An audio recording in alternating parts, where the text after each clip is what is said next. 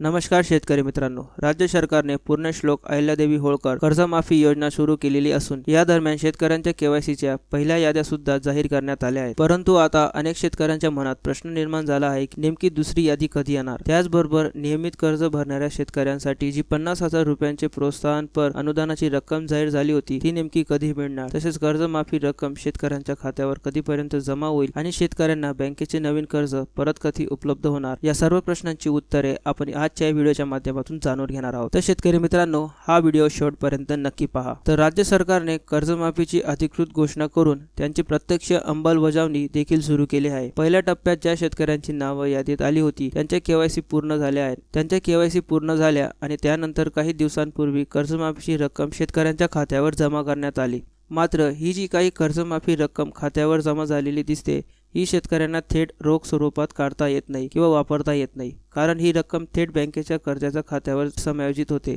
ज्यामुळे बँक आपले थकीत कर्ज पूर्णपणे माफ करून घेते आणि त्यानंतर शेतकऱ्यांना नवीन पीक कर्ज उपलब्ध करून देते। बँकेच्या कर्जमाफीची नवीन यादी 10 तारखेनंतर प्रसिद्ध होणार होती, अशा पद्धतीची माहिती कृषी राज्य मंत्री आणि शासनाच्या माध्यमातून देण्यात आली होती। परंतु अद्यापही ही नवीन यादी पोर्टलवर पूर्णपणे उपलब्ध झालेली नाही किंवा सर्व शेतकऱ्यांपर्यंत पोहोचलेली नाही। आता जर आपल्याला आपले नाव यादीत तपासायचे असेल तर आपल्याला आधार नंबर सोबत घेऊन थेट आपल्या गावातील किंवा परिसरातील महाई सेवा केंद्र किंवा आपले सरकार सेवा केंद्र यावर जावे लागेल। तिथे उपस्थित असलेले ऑपरेटर किंवा VLE कडे आपला आधार नंबर दिल्यानंतर ते यादीत आपले नाव समाविष्ट आहे की नाही आणि आपली केवायसी बाकी आहे का हे तपासून सांगतील। जर नाव आलेले असेल तर आपण तिथेच तत्काळ आपली केवायसी पूर्ण करून घेऊ शकतो। सध्या नवीन यादीत अधिकृतरित्या प्रसिद्ध झालेले नसली तरी लवकरात लवकर उपलब्ध करून दिली जाईल असे सांगण्यात आले आहे। याचबरोबर जे शेतकरी बँकेचे पीक कर्ज नियमितपणे फेडतात अशा शेतकऱ्यांना राज्य सरकारच्या माध्यमातून 50,000 रुपयांचा जे प्रोत्साहनपर अनुदान दिले जाणार होते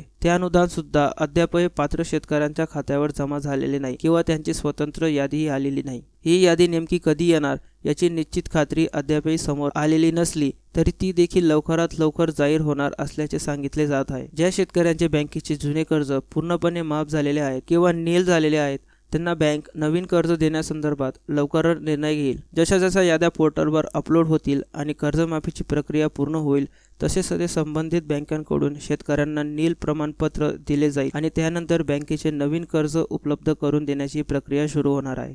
जर आपले कर्ज अद्यापही माफ झाले नसेल किंवा पहिल्या यादीत नाव आले नसेल तर पुढील यादीत नाव नक्की येईल अशी व्यवस्था सुरू आहे। ज्या शेतकऱ्यांचे 2 लाख रुपयांच्या आतील थकीत पीक कर्ज आहे ते सर्वच्या सर्व कर्ज माफ केले जाणार आहे। केवायसी करताना पोर्टलवर रक्कम कमी दिसत असली किंवा जास्त दिसत असली तरी नियमानुसार 2 लाखांच्या मर्यादेतील पात्र कर्ज पूर्णपणे माफ केले जाईल असे शासनाकडून स्पष्ट करण्यात आले आहे। ज्यामुळे कर्जमाफीची ही संपूर्ण प्रक्रिया आता वेगाने सुरू असून ज्यांचे नाव अद्यापही आलेले नाही त्यांनी जवळच्या महाई सेवा केंद्रावर सातत्याने चौकशी करून आपली केवायसी प्रक्रिया पूर्ण करून घ्यावी। तर शेतकरी मित्रांनो, ही होती पुण्यश्लोक अहिल्यादेवी होळकर कर्जमुक्ती योजनेचे काही नवीन मुद्दे।